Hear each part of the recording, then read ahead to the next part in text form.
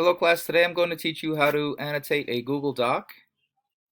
The first thing you want to do is open up the document in Google Classroom.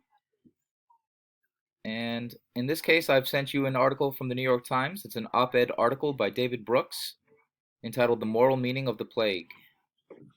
Your task is to first annotate the article for the author's use of rhetoric to advance his purpose. So I'll do the first section with you, and I'll teach you how to add a note to Google Docs. So the first paragraph reads, or the first section reads, "It could all seem so meaningless.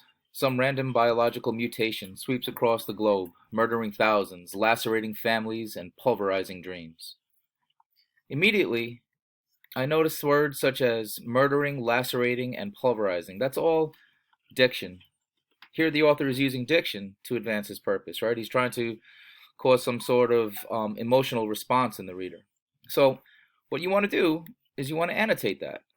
So I would take my cursor, move it here, highlight the area, and this little box will pop up.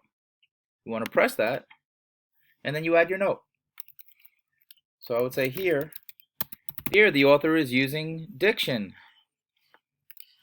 Is using diction to his purpose.